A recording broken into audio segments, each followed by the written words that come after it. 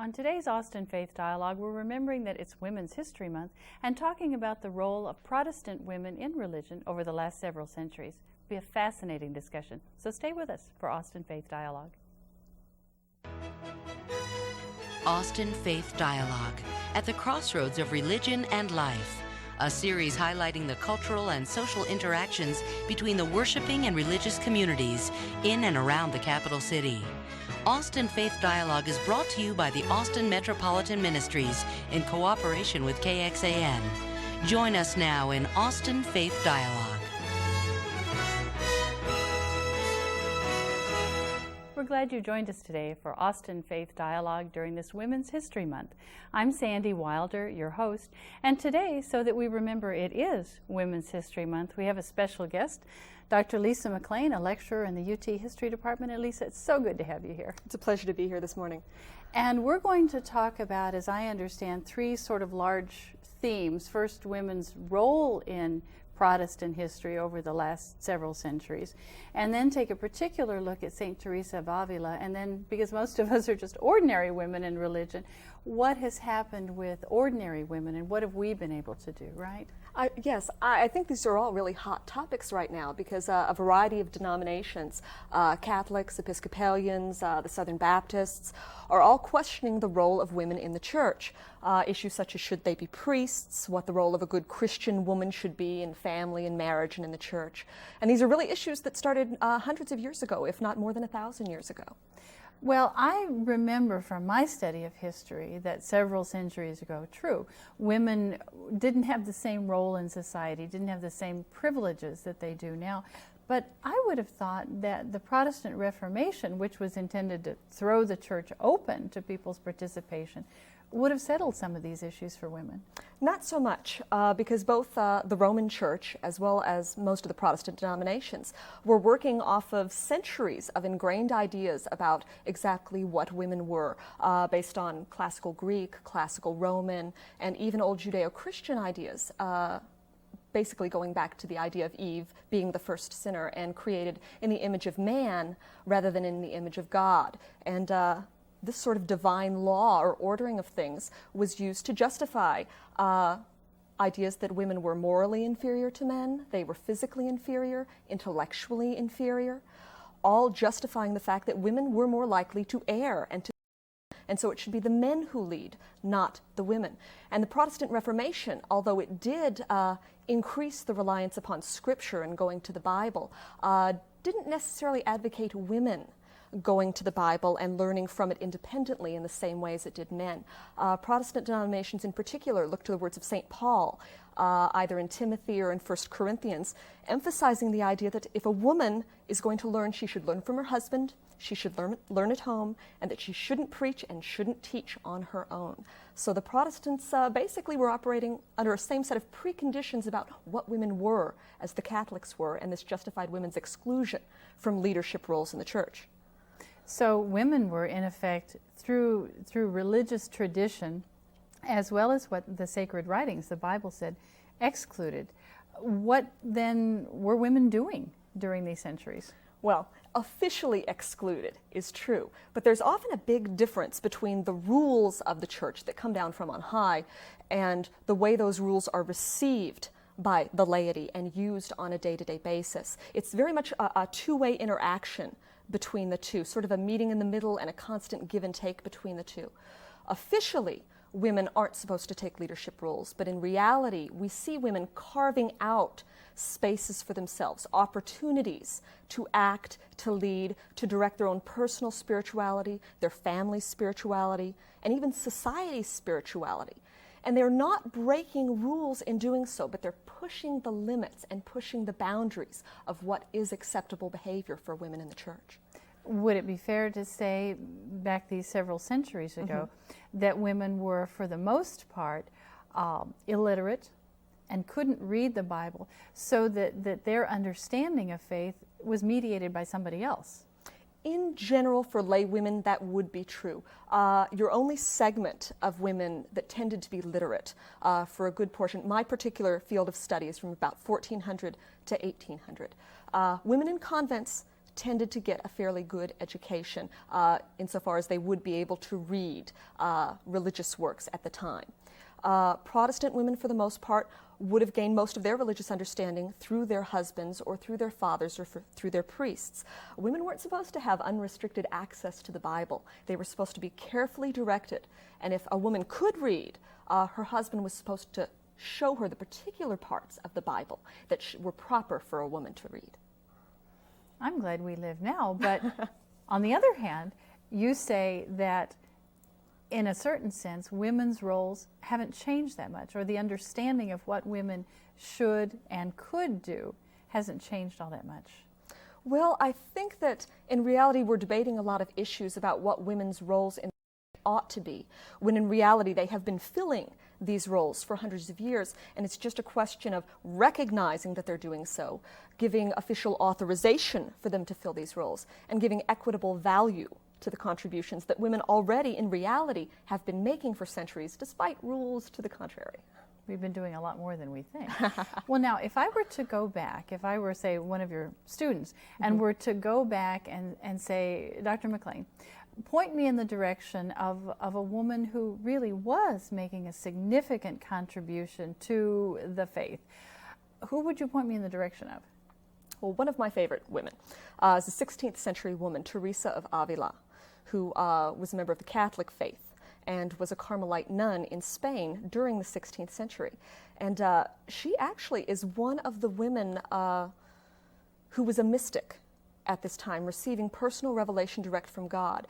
And although she was a nun and technically cloistered, her writings on a variety of spiritual issues, she was writing spiritual guides, allowed her voice and her ideas to reach far beyond the physical environment where she lived. As a matter of fact, Teresa is perhaps the most widely read Spanish author. Her books have been translated into many languages. They're still being printed today.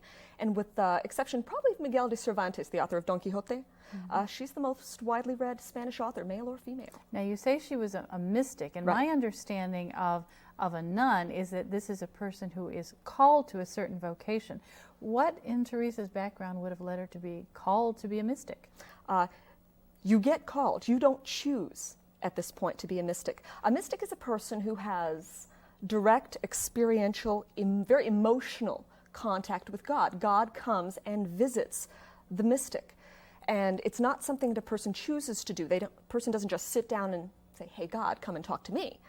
God makes the choice. And because God is doing the choosing, the person that God chooses to reveal himself to could be male or female, could be rich or poor, could be a nun or a lay person, anyone.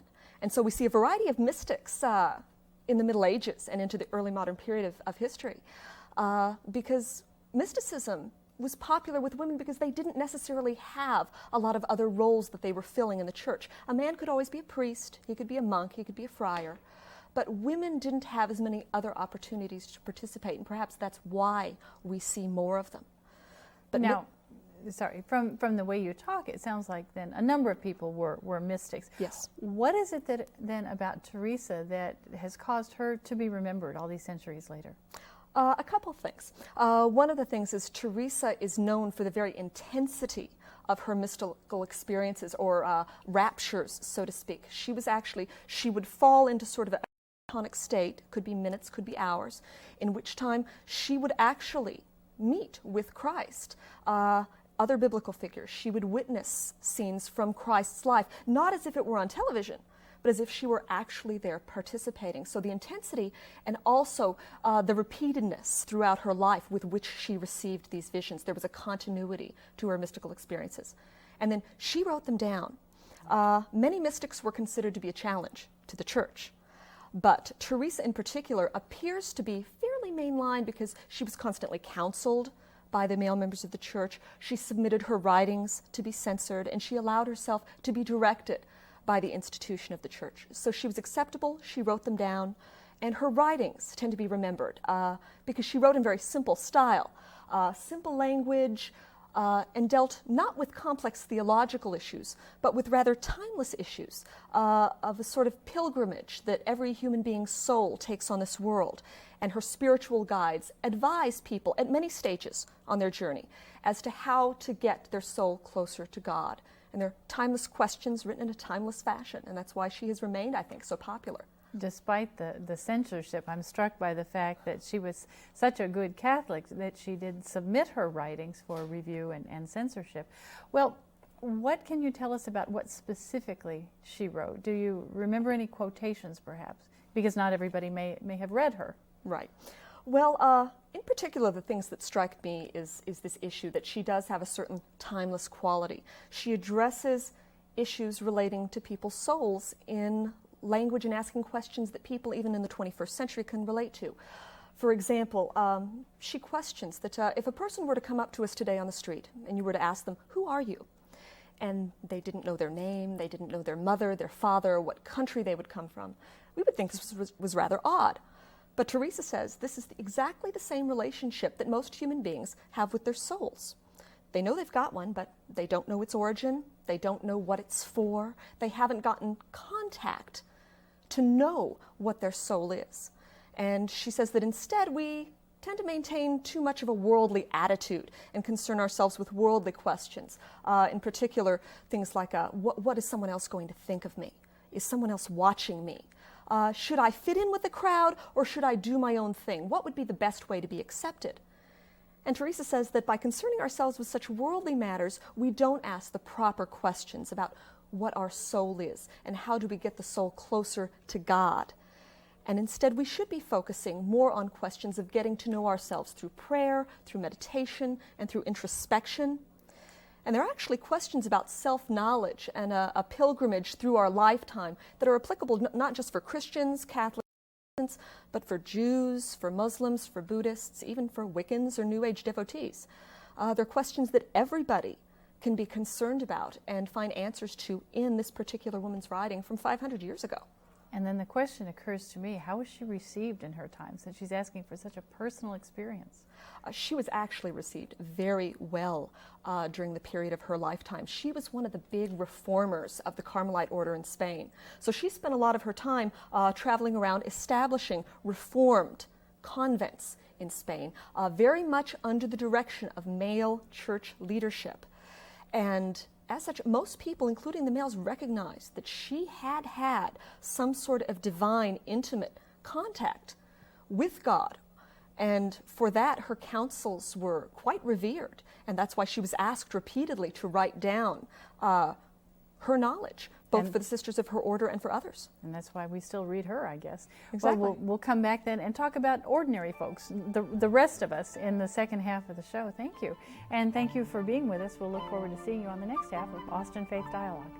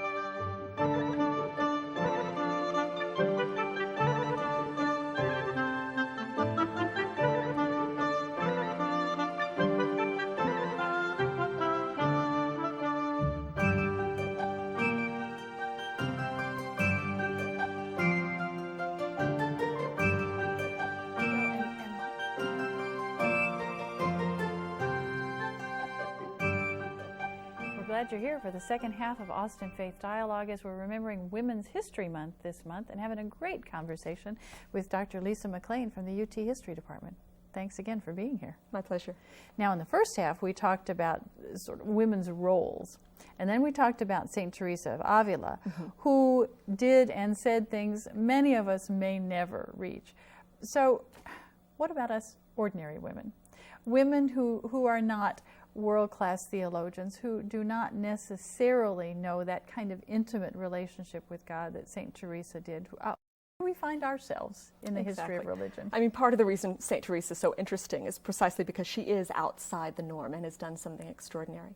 But most women, the role that most women, either Protestant or Catholic, were expected to fulfill during their lifetimes was that of either a good Christian mother, wife, and daughter. And most of the time, women during this period didn't write down their experiences, so the records of them tend to be rather scant. But just because a woman didn't have the ability or the time to write doesn't mean we should ignore her experiences or value them less, I don't think. Instead, it just means we have to dig a little deeper in order to find them. And even though women officially were not the spiritual heads of their households, that was the man's role, to be the spiritual head, oftentimes the man wasn't there. The woman was the primary figure in the home during the day, doing the cooking, the house cleaning, the child rearing, the child educating. And as most historical sources would tend to agree, they tended to be the more religious members of the family as well. So wives, mothers, and daughters, all of these, notice how the relationships are talked about in relationship to various men in their life. They had the opportunity to influence at a very grassroots level in their own homes the spirituality of the small segment of human beings over whose lives they happen to have the most influence, their family. And they could do this in a variety of ways. For instance, what might a woman do in her household? One of the big things that a woman had control over, obviously, is the food of the household, the preparation of the food, what gets eaten and when. A lot of the celebrations within the church, either Catholic or Protestant, are centered around feasting and fasting, special foods that the woman is in charge of making, and often can incorporate religious messages as she does it. Just think about hot cross buns, baking and having the cross on the front. And even in normal day-to-day life, it was a common practice, particularly for Catholic women. As they're making the bread, kneading it, they would make the sign of the cross over the bread. Now, Protestants would interpret this as superstition, as like they were trying to work a spell of some sort over the bread, but that wasn't the purpose. A signing of the cross meant a marking of something or someone unto God. And so they were dedicating their action. They were basically saying a little prayer that they hoped that their actions were acceptable in the eyes of God. Part out of the Lord's Prayer, give us this day our daily bread. That's what the women are making. And you can turn it into a divine, more of a Christian act, and therefore create a spiritual atmosphere in the home by sacralizing normal day-to-day activities like this, thinking of them in Christian terms, rather than as just worldly chores that you have to do during any given day. And you know, as you're talking now about ordinary women, I'm reminded of a woman who perhaps wasn't so ordinary, but still she was not a theologian in the traditional sense, and that's Susanna Wesley, who's a lot of people will know. I assume that you talk about Susanna Wesley in the course that you teach. Oh, yes. And what example then can we draw from her? Well, Susanna Wesley is actually a very interesting figure. In contrast to Teresa of Avila, Susanna Wesley was not a public figure. She was not a nun, so she was not officially cloistered or anything like that. She was a wife, and she was a mother, and she was a pastor's wife in England. And two of her sons, John and Charles, are founders of Methodism. And yet she is not a public woman. She did not found Methodism. She did not go out giving public speeches. She did not seek attention. And yet, because of her activities with her sons, we can see that through her activities in the household, in the education of a proper Christian family, she had a profound influence on the directions that their religious lives would take. And she did this primarily through her educational efforts with her children. She had 19 children. I'm surprised she had time to do anything. So you say educational efforts. What was she doing in her household? Exactly. She had children that she needed to educate in Christianity to become proper Christians to help save their souls. And there's a wonderful incident somewhere in between the years 1710 and 1712. Her husband Samuel has gone to London, I believe, to a convention of preachers. And she's very dissatisfied with the curate who has been left in his stead, because all of his sermons tend to deal with Christians paying their debts, and since the Wesleys were often in debt, she took this as a personal affront. So on Sunday evenings in her kitchen, she began holding a service, ostensibly just for her children and the servants. This was a household service that a woman was holding in her own home. Prayers and singing and that kind of service. Prayers, singing, reading of the scripture, and even reading some of her husband's sermons at the time. It was just household directing of the spirituality. But things kind of got out of hand because one of the servants went home and told his family about what Susanna was doing, and they wanted to come. And they told two friends, and they told two friends, and so on and so on. And according to reports, the people outside her kitchen and inside her kitchen would range from about 40 people sometimes to upwards of 200, if the reports are to be believed. And then all of a sudden her husband in London hears about his wife doing this very unique, apparently, revolutionary thing of holding the services in his absence. And he says that you shouldn't be doing this. It looks odd, for one thing. And Susanna responds that many things that are done in Christ's, with the intention of favoring Christ, look odd, and that it's gotten very unfashionable these days to talk about issues of faith, but that doesn't mean we shouldn't do them. And then Samuel says, well, you're a woman. You shouldn't be holding such, you shouldn't be leading, you shouldn't be teaching. That's not the woman's role, remember. And she says, you're right, you are the spiritual head of our household, but you're not. And this is a situation many women found themselves in. Their husbands weren't there. So she says, I am just doing this in your stead. I'm doing what you would have done had you been here. I am taking over in your stead for a short time the spiritual care of these souls. And she kept on doing it. And she was allowed thereby. We know from this extraordinary circumstances of things sort of growing larger than they had originally intended, about a role that women typically did play in the smaller scale just within their homes, with their children and their servants. And that is directing the spiritual life in many ways, deciding what gets talked about, what gets said, what psalms might be sung. And it's done in the small scale in most women's households at this time. And we just know about it from Susanna because it did get so grow beyond the doors of her own household. I imagine many of us would have liked to have known her. Well, then we've talked about St. Teresa on a more public scale, if you will, and Susanna Wesley's example in the home, but no less important. Where would you, as sort of an observer of what's going on out in society, where would you say the ferment is for women in religion these days? These days? I would largely put it with the Catholic Church and with the Episcopalian Church. The issue that happens to interest me most is just the issue over whether or not women should be allowed to be priests, administer the sacraments, and basically be teaching and preaching in such an overt way that they are basically under the authority of the Church and standing as representatives for the churches before their congregation. We see a woman like Teresa of Avila basically giving spiritual direction. She's not a priest. She's not performing the sacraments, but she is clearly preaching through her written words about the nature of the soul on its journey to God, which is, one of the primary messages that the Church wants to convey.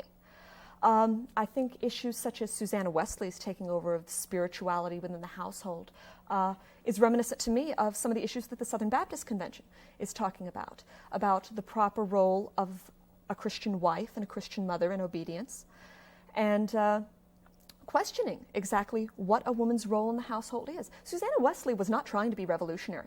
She wasn't opening up any new roles for women or arguing that they should be allowed to preach and to teach.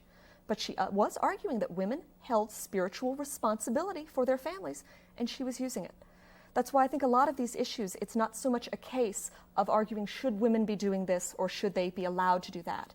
It is a case of recognizing, giving authority, and giving equal value to contributions that women in the faith have in reality been making already for centuries. Whether the official church says you may do this or you may not. Correct? Exactly.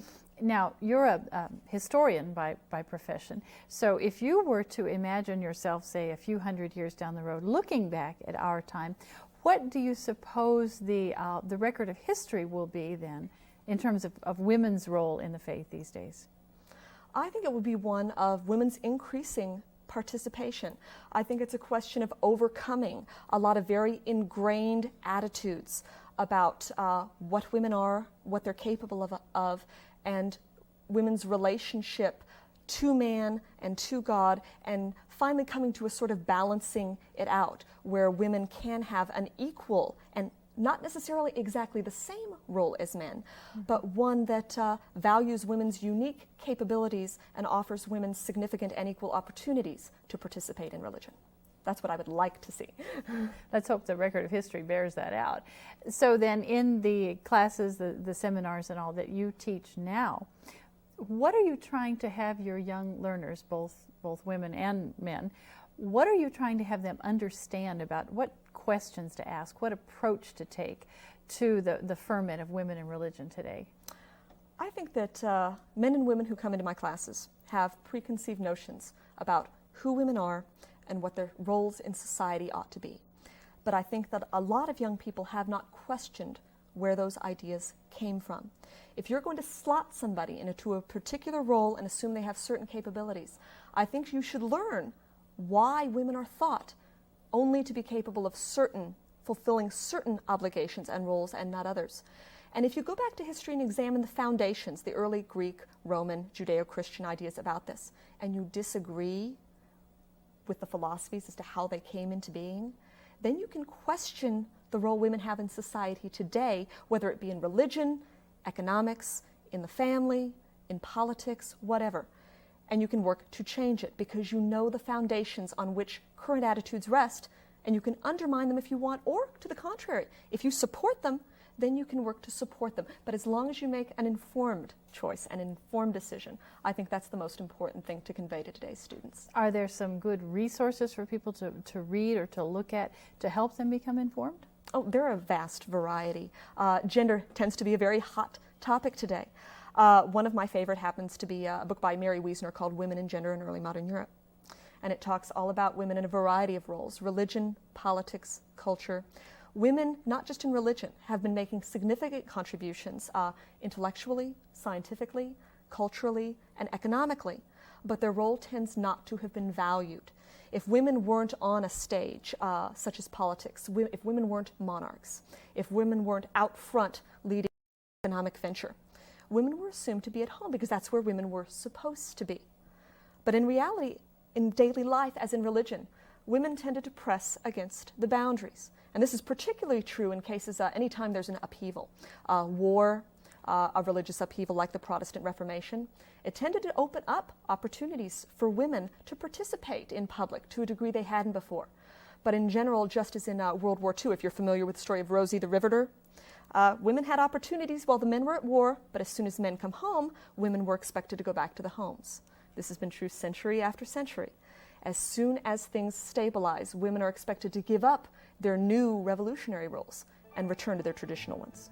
I'm thinking then, as a result of all this, that won't it be a good day when the church, when faith in general, can model a different kind of society when women's and men's contributions are valued. And I thank you for getting us started thinking about these issues, and look forward to some further conversation about the roles of women and men in religion. Thank you, Lisa, for being here. My pleasure. And thank you for joining us on Austin Faith Dialogue this week. We'll see you here again next week. Okay.